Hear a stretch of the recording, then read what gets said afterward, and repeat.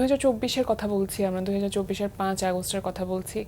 সাধারণ মানুষ আসলে স্বপ্ন দেখেছিল যে ফ্যাসিবাদ মুক্ত সরকার আমরা পাবো, বৈষম্য বিরোধী একটি জায়গা আমরা তৈরি করতে পারবো।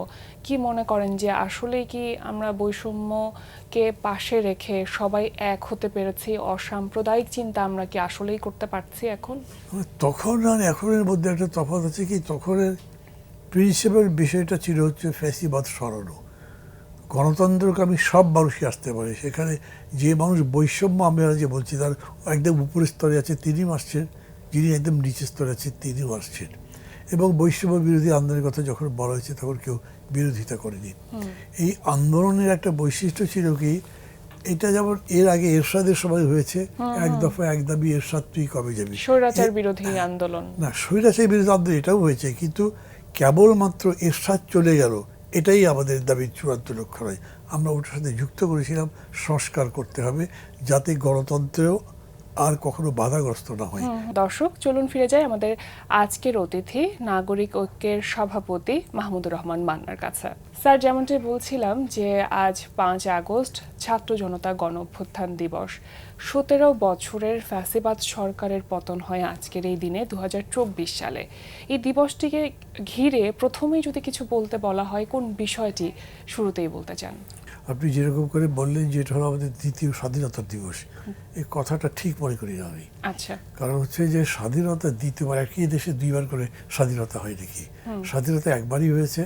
এইবার আপনি বলেন যে এটা একটা ফ্যাসিবাদ মুক্তি দিবস, একটা বিশেষ দিন, হয়তো পুরা জাতির জন্য আমাদের ইতিহাসের মধ্যে এটা একটা স্বর্ণাক্ষরে লেখার দিন থাকবে। কারণ মানে দিনটা এমনভাবে এসেছে যেটা নিয়ে গর্ব করবার মতো সব কিছুই। আমি বলছি সব কিছুই। 15 বছর যে ভয়ঙ্কর অত্যাচারী নির্যাতনকারী শাসক চলেছে, তার লুটপাট, তার সর্বগ্রাসী প্রবণতা, একেবারে সব ক্ষমতা এককেন্দ্রিক করে নেওয়া, এগুলোর মধ্যে দিয়ে আন্দোলন করা সত্ত্বেও আমাদের মনে হচ্ছিল প্রায় শেষের দিকে 15 বছর 16 বছর পার হবার পরেও যেহেতু তাকে নড়ানো যাচ্ছিল না, অনেকগুলো কাজের মধ্যে দিয়ে তিনি দেখাবার চেষ্টা করছিলেন যে তারা খুব শক্তিশালী, সেটাকে দাঁড়িয়ে দেওয়া গেছে। শুধু না, মানুষ যখন মনে করছিল একে বোধহয় আর সরানো যাবে না, এ বোধহয় চিরস্থায়ী হয়ে গেল, একে বোধহয় এই জীবনে বা তার জীবনে সরানো যাবে না, সে মারা না গেলে মুক্তি পাবো না, সেই লড়াই করেছি আমরা এবং জিতেছি। সো এইটা একটা রেড লেটার ডে আমাদের জাতির জন্য এবং একটা বিশাল দিন। মানে একটা ঘটনা যদি উল্লেখ করি, আবু সাইদের আত্মদান, মানে কত বড় একটা আত্মবলিদানের চেতনা থাকলে এরকম করে দুই হাত দুই বাহু প্রসারিত করে রীতিমতো সঙ্গীদের সামনে দাঁড়িয়ে বুকে গুলি দেওয়ার আহ্বান জানাতে পারে। মানে আপনি যদি সারা পৃথিবীর গণ অভ্যুত্থান যে কোনো আন্দোলনের ইতিহাস দেখেন, যুদ্ধের ময়দানের কথা আলাদা, এইরকম করে সাধারণত আমি কোনো চিত্র পাইনি কোনো জায়গাতে। স্যার, একটি বিষয় তো এখানে জড়িত, সেটা হচ্ছে ছাত্র রাজনীতির সাথে সম্পৃক্ততা এই বিষয়টিতে আছে কিনা, কি মনে করেন? ছাত্র রাজনীতির সাথে সম্পৃক্ততা মানে এই যারা এই কাণ্ডটা করেছে তারা তখন কোনো সরাসরি দল করে না, হয়তো কোনো ছাত্র সংগঠনও করে না, কিন্তু ছাত্র রাজনীতির যে ঐতিহ্য সেগুলো তাদেরকে শোভিত করেছে, তাদেরকে শক্তিশালী করেছে, বলিয়ান করেছে। তারা দেখেছে অতীতে এই ধরনের আন্দোলন হয়েছে, মানে এগুলো থেকে শক্তি সঞ্চয় করা যায়। আমি পার্টি না করে করতে পারি। আর একটা জিনিস হয়তো এখন সবাই খেয়াল করছে, ধরেন পৃথিবীব্যাপী যেগুলোকে আমরা জেনজি বলছি, এরা যে রেবেলিয়নগুলো করছে, বিদ্রোহগুলো করছে, তার পেছনে কোনো সংগঠন নেই, ওরা নিজেরা সংগঠিত নয়। মানে এরকম হয়েছে, ধরেন একই ইস্যুতে একটা প্রতিবাদ দিয়ে কয়েক হাজার লোক জড়ো হয়েছে, কয়েক হাজার ছাত্র যুবক জড়ো হয়েছে, কিন্তু তারা চারটা গ্রুপ চারদিকে যাচ্ছে, 5 দিকে যাচ্ছে নিজেদের মতো, মানে খুব সমন্বয় করে যেরকম করে রাজনৈতিক দলগুলো করে সেরকম করে করছে না, এবং বিজয় অর্জন করেছে। সামান্য একটা কোটা আন্দোলনকে ঘিরে এত বড় একটা যুদ্ধ হতে পারে, এটা কখনো কি ভেবেছিলেন? না, কখনো তো ভাবিনি, কিন্তু এখন ভাবি কিরকম সেটা বলি আপনাকে। আমি মনে করি এটার উপরে যারা পলিটিক্যাল সায়েন্টিস্ট, তারা তো বটেই, যারা রাজনীতি করছেন, আন্দোলন করবেন, তাদের গবেষণা করা দরকার। মানে এমন একটা ইস্যু টাচ করেছে যে ইস্যুটা অন্তত ওই ইস্যুর সাথে রিলেটেড, ওই স্বার্থের সঙ্গে যাদের যাদের জড়িত থাকবার বিষয়, তারা সব এক হয়েছে। এবং তাদের এক হওয়ার মধ্যে দিয়ে আবার যে শক্তি হয়েছে সেটা অন্যান্য আকাঙ্ক্ষারও বাস্তবায়ন করবার কথা বলেছে। ফলে হয়েছে কি শেষ পর্যন্ত সব এক দফাতে গেছে, সেটা কিন্তু কোটার দফা না, সেটা গেছে সরকার উৎখাতের দফা, এবং তারা সাকসেসফুল হয়েছে। জি স্যার, জুলাই আন্দোলনে সাধারণ শিক্ষার্থীরাই তো মূল নেতৃত্বে ছিল, কিন্তু নাগরিক ঐক্যের মতে রাজনৈতিক দলগুলো পর্দার আড়ালে বা রাজপথে কিভাবে তাদের সাথে সমন্বয়টা করেছিল? যদি রাজনৈতিক দলগুলো বলেন তাহলে ওই রকম করে বলা যাবে না। যেটা দেখা গেছে ধরেন 5 তারিখে বা 4 তারিখের এই সময়গুলোতে এই ছাত্র নেতারা যারা ছিলেন তারা রাজনৈতিক দলগুলোর সাথে যোগাযোগ করেছে, পরামর্শ নিয়েছে কি করা দরকার। এবং যখন সরকার চলে গেছে তারপরে অবশ্য ছাত্ররা ডেকেছে সেরা বাহিনী, সেরা প্রধান ডেকেছেন, রাজনৈতিক দলগুলো গেছে সেখানে সকালের দিকে দুপুরের দিকে তাদের সঙ্গে আলোচনা হয়েছে এখন কী করা যায় পরবর্তী পদক্ষেপ। এবং তারপরে আবার সন্ধ্যার সময় গণভবন বঙ্গভবনে বসেছে, সেই জায়গাতে ছাত্ররা ছিল না, কিন্তু সেইখানে আবার আলোচনা হয়েছে সরকার গঠন, এবং তাদের আলোচনার ভিত্তিতে ছাত্রদের সাথে যোগাযোগ করে জিজ্ঞেস করা হচ্ছে তাদেরকে তোমরা এখন কি চাও, কীরকম সরকার। তারাই প্রফেসর ইউনূসের নাম বলেছে এবং তারাই প্রফেসর ইউনূসের সাথে যোগাযোগ করেছে, তিনি এসছেন, সরকারটা আবার গঠিত হয়েছে তাদের মতো করে। আমি বলছি ওই আন্দোলনটা যেরকম করে ধরেন জীবন দান, রক্ত দেওয়া, লড়াইটা করেছে, এটার পেছনে তখনকার মতো যে সরাসরি ছাত্র রাজনৈতিক দলগুলোর খুবই উৎসাহ বা প্রণোদনা ছিল এরকম না, কিন্তু সাধারণভাবে বিরোধী দলের আন্দোলনের প্রবণতা তাদেরকে বা প্রণোদনা তাদেরকে প্রণোদিত করেছিল, উৎসাহিত করেছিল, তারা সেইভাবে নেমেছে এবং ক্রিটিক্যাল মোমেন্টগুলোতে তারা রাজনৈতিক দলগুলোর সাথে যোগাযোগ করেছে। সবগুলো দলের সাথে হয়তো যোগাযোগ করে নাই বা একসাথে যোগাযোগ করে নেই, আলাদা করে হয়তো যোগাযোগ করেছে বিএনপির সাথে বা অন্যান্য দলের সাথে, এবং তাদের সাথে বুদ্ধি পরামর্শ হয়েছে।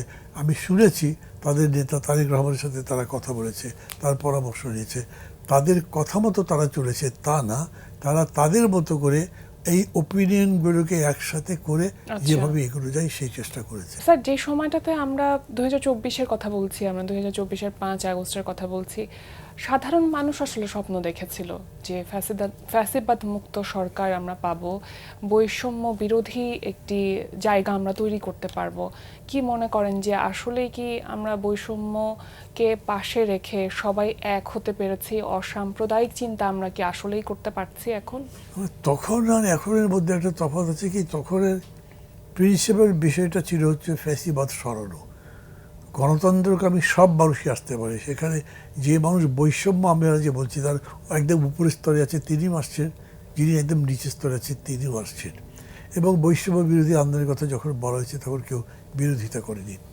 এই আন্দোলনের একটা বৈশিষ্ট্য ছিল কি, এটা যেমন এর আগে এরশাদের সময় হয়েছে, এক দফা এক দাবি এরশাদ তুই কবে যাবি, স্বৈরাচার বিরোধী আন্দোলন না, স্বৈরাচার বিরোধী আন্দোলন এটাও হয়েছে, কিন্তু কেবলমাত্র এরশাদ চলে গেল এটাই আমাদের দাবির চূড়ান্ত লক্ষ্য নয়। আমরা ওটার সাথে যুক্ত করেছিলাম সংস্কার করতে হবে যাতে গণতন্ত্রেও আর কখনো বাধাগ্রস্ত না হয়, ফ্যাসিবাদ আবার ফিরতে না পারে। একই সাথে বলেছিলাম এই যে একটা গণতান্ত্রিক রাষ্ট্র হবে সেই রাষ্ট্রের মধ্যে যেন বৈষম্য না থাকে, মানুষ মানুষের মতো বাঁচতে পারে, প্রত্যেকের অধিকার প্রতিষ্ঠিত হয়। ফলে এইটা গুণগতভাবে আগের আন্দোলন থেকে একটু আলাদা ছিল এবং সেইটা তো বিজয়ের পরে মানে 5 আগস্টের পরেও ছিল চালু, এখনও আছে, এইটা নিয়ে কাজকর্ম হচ্ছে এখনও। কতদূর হয়েছে সেটা যদি বলেন তাহলে হিসাব করে বলা যাবে না, তবে খুব বড় মাত্রায় কোনো সাকসেস নাই সেটা বলা যাবে না যে আছে, কিন্তু এইটা এখনো মরে যায়নি, এই লড়াইটা একভাবে চালু আছে এখনো। পার্শ্ববর্তী দেশেও আমরা একই ধরনের আন্দোলন চলছে এমনটা দেখছি। কি মনে করেন যে এই আমাদের দেশের যে গণঅভ্যুত্থান এবং পার্শ্ববর্তী দেশের যে ছাত্র আন্দোলন সেটার মধ্যে পার্থক্য কোথায় বা মিল কোথায়? পার্থক্য হলো আমাদের দেশে এটা দীর্ঘস্থায়ী হয়েছে। এইটা শুরু হয়েছিল যদি আপনি কোটা আন্দোলন ধরেন, সেখান থেকে ছাত্রদের যে জাগরণ, একদম ছাত্ররা আলাদা করে মুভমেন্ট করছে এবং সরকারকে দাবি মানতে বাধ্য করছে। খেয়াল করে দেখেন কোটার আন্দোলন শেষ পর্যন্ত গভর্নমেন্ট দাবি মানতে বাধ্য হয়েছে, কিন্তু ওই ইন্ডিয়ার আন্দোলনটাও ওই পরীক্ষার্থীদের বা পরীক্ষাকে কেন্দ্র করে পরীক্ষা প্রশ্নপত্র ফাঁস সহ যে নৈতে মানসিক চাপটা ছাত্রদের উপর করেছে বা ছাত্রদের যেভাবে একটা বৈষম্যের শিকার তারা হয়েছে, এর বিপক্ষে তারা দাবি করেছে বিভিন্ন, এবং তার একটা প্রতীক হিসেবে তারা শিক্ষামন্ত্রীর পদত্যাগ চেয়েছে। সেই শিক্ষামন্ত্রীর পদত্যাগ করতে হয়েছে। ইন্ডিয়ান ডেমোক্রেসি যদি দেখেন, বিশেষ করে মোদির আমলে, তাহলে এইটা তাদের একটা বিরাট পরাজয়। সে পরাজয় তাদের হয়েছে। বাইরের চাপে একজন পূর্ণাঙ্গ মন্ত্রী পদত্যাগ করেছেন, এরকম ঘটনা ঘটেনি। সেদিক থেকে ওইটা একটু বড় ভাবের, কিন্তু ওই আন্দোলন ওখানেই এখন পর্যন্ত স্টপ। সামনের দিকের কোনো নির্দেশনা আমরা পাইনি। কিন্তু আমাদের আন্দোলন আরও সামনের দিকে গিয়েছে এবং শেষ পর্যন্ত পুরা সমাজ, পুরা রাজনীতিকে স্পর্শ করে সমস্ত রাজনৈতিক আন্দোলনকে ছাপিয়ে সেটা জয়লাভ করেছে।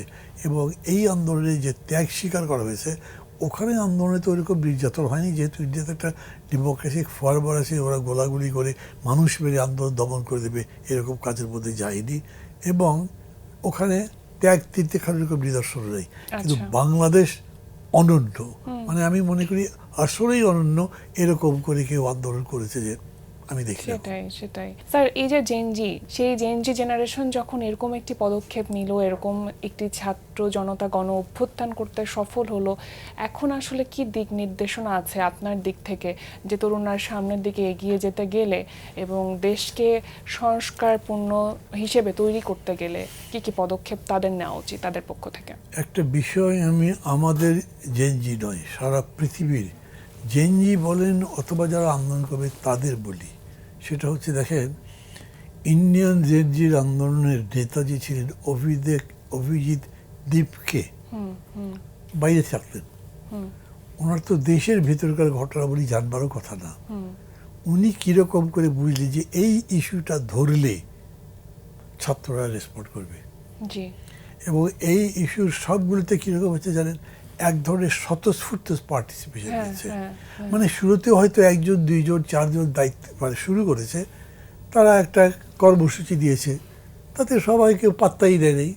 এই শহীদ মিনারে কি মোমবাতি জ্বালিয়ে সব বসে থাকবে, 10টা-15টা ছেলে জমা হয়েছে। ভোর হতে হতে সেটা যে 15,000, 20,000, 50,000 হয়ে যাবে, কারো মাথায় ছিল না, ওদেরও মাথায় ছিল না। এই ফিচারটা প্রায় সব জায়গাতেই আছে। একমাত্র শ্রীলঙ্কাতে যে আন্দোলন হয়েছে সেটাকে আপনি বলতে পারবেন যে অর্গানাইজড আন্দোলন, মানে সরকার বিরোধী আন্দোলনটা ধারাবাহিকভাবে হচ্ছিল, শেষে তরুণরা সেটাতে নেতৃত্ব দিয়ে করলো। আর এই জায়গাতে ইন্ডিয়াতে যেটা হচ্ছে একদম ছাত্রদের আন্দোলন, 100% অর্গানিক। আমাদের এখানেও যে শেষের লড়াইটা, সেটাও 100% অর্গানিক এবং যুবকদের, ছাত্রদের, এবং সাধারণ মানুষরা সেটাকে সাপোর্ট দিয়েছে। কিসে এই সাপোর্টটা হলো, কি জিনিস ধরলো তারা? উনি যেরকম করে ধরতে পারলেন অভিজিৎ দীপকে, যে এই শিক্ষার ইস্যুটা ধরলে হবে, কিসে নেপালের ছেলেরা ধরতে পারলো, কিসে বাংলাদেশ কতটা ধরতে পারলো, ওইটা ধরা দরকার। ধরেন বাংলাদেশে আমি এখনই বললাম যে এই মুহূর্তের বড় সমস্যা কি, এনার্জি। কিন্তু এনার্জি এমন একটা জিনিস যে এটা সলিউশন কেমনি হবে সেটা বলতে পারবেন না, এখন কিছুই আপনার সামনে নাই, গভর্নমেন্টই পারছে না। তো আপনি অন্যদেরকে হয়তো ওই উৎসাহিতও করতে পারবেন না, তারা কনফিডেন্স পাবে না যে এটা জিততে পারি। আপনার একটা পপুলার মুভমেন্ট হতে হবে, আবার বিশ্বাস আসতে হবে এই আন্দোলন করেই জেতা যায়। একইভাবে যদি আমি বলি, আমাদের দেশে বেকার কত, অফিসিয়ালি বলা হয় 40 থেকে 60 লাখ, বাট আনঅফিসিয়ালি মির্জা ফখরুল সেদিন বক্তৃতায় করেছেন 4 কোটি হবে। উনি বলছেন একটা পদে চাকরির জন্য যদি 5-6 লাখ দরখাস্ত করে, তাহলে আমি যে স্পিকার বলছি এটাই সত্যি। তার মানে বেকারত্ব আমাদের সবচেয়ে বড় একটা দুর্বিষহ অভিশাপ। এটা নিয়ে আন্দোলন হতে পারে, এটা 1 বছর হবে না, হয়তো 4 বছর 5 বছরে হবে। আমি আমার দেশের জেনজিকে বলবো এটা ভাবতে, তাদের চাকরি লাগবে তো অবশ্যই, মানে তারা না হলে কি লড়াই করবে আর কি কাজ করবে, তাদের দেশে বাস করে তাদের দক্ষতা তো কাজে লাগাতে পারবে না দেশের উন্নয়নের জন্য। তো সে চাকরি চাইবে, কিভাবে চাইবে? চাইলেই সরকার বলবে আমি কিভাবে দেবো। ডক্টর ইউনূসও বলতেন সেলফ এমপ্লয়মেন্ট, নিজেই জেনারেট করো, নিজেই তোমরা হয়ে যাও, এন্টারপ্রেনার হও। তো এটা বললেই তো হওয়া যায় না, কটা এন্টারপ্রেনার হতে পেরেছে নিজে নিজে। এইটার যে সলিউশন একটা বের করতে হবে, যাতে আমরা এই রিসোর্সের মধ্যে দিয়ে এই বেকারত্ব দূর করতে পারি। ধরেন 4 কোটি যদি বেকার হয়, আমাকে ধরতে হবে 4 বছরের প্রোগ্রামে আমি এটা সলিউশন করবার একটা প্রক্রিয়া হাজির করব। স্যার আপনাকে অসংখ্য ধন্যবাদ। আজকের এরকম একটি বিশেষ দিনে আপনাকে আমরা পেয়েছি, বিশেষভাবে কৃতজ্ঞতা জানাচ্ছি। আর আজকে আমাদের আয়োজনে আসবার জন্য ধন্যবাদ। সবশেষে দর্শকদের উদ্দেশ্যে যদি আপনার ছোট্ট করে কিছু বলবেন। আমি আপনাদের একটা ধন্যবাদ দিই, কারণ হচ্ছে যে এই দিনে আমাকে মানে আমি আপনাদের আমন্ত্রণের কারণে একটা সুযোগ পেলাম যে আমি যা ভাবছি সেটা অন্যের কাছে বলবার। আর যারা দর্শক আছে তাদের কাছে আমি বলবো কি, মানে এইটা হলো পলিটিক্সের একটা জিনিস। ধরেন সাধারণ মানুষ, জ্ঞানী একজন মানুষ, ইউনিভার্সিটির শিক্ষক অন্যান্যরা একটা জিনিস ব্যাখ্যা করবেন, ব্যাখ্যা করে হতাশার কথা বলবেন, সব একটাও হচ্ছে না, সব কিছু ব্যর্থ। উনি তার দায়িত্ব ওই পর্যন্ত শেষ করে দিলেন। বাট পলিটিশিয়ানের দায়িত্ব হচ্ছে এরপরে এখান থেকে আমি সাকসেসে পৌঁছাবো কেমনে, সেই পথ বার করে এবং সেটা করা। তো এই জন্য যারা রাজনীতি করেন তাদেরকে আমি বলি কখনোই আশা হারাতে নেই। ইভেন ইউ আর ড্রাউনিং, আপনাকে মনে করতে পারেন আপনি আবার দাঁড়াতে পারবেন। মানে আমি বলছি তার মানে মনে হবে এটা অবাস্তব কথা বলছে, কিন্তু রিয়েলিটি কি চিন্তা করেন আপনি, সবাই মরছে, বুকে মানে 2 হাত পেটে গুলি করে দিচ্ছে, সেই পরিস্থিতিতেও বাকিরা কেউ সরছে না। মানে ওই যে একটা ডায়লগ ছিল না যে স্যার, মানে শেখ হাসিনাকে বলেছে স্যার এটা অসম্ভব ব্যাপার, একটাকে মারলে 10টা দাঁড়িয়ে যায়। মানে কীরকম একটা মানে নিজেদের মধ্যে প্রণোদনা তৈরি হয় কীরকম। তো ওই জায়গাটা আমি বলছি যে আশা হারানো চলবে না, লড়াইটা চালিয়ে যেতে হবে, বাংলাদেশ বদলে যেতে পারে। আমার স্লোগান আমি বলি বদলে দাও বাংলাদেশ, বাংলাদেশ বদলানো সম্ভব মনে করি আমি। অবশ্যই আমাদেরও সেই প্রত্যাশা থাকলো স্যার। ধন্যবাদ আপনাকে। Thank you. প্রিয় দর্শক, এতক্ষণ কথা হচ্ছিল অতিথির সঙ্গে, এবার সময় হয়ে গেল বিদায় নেবার।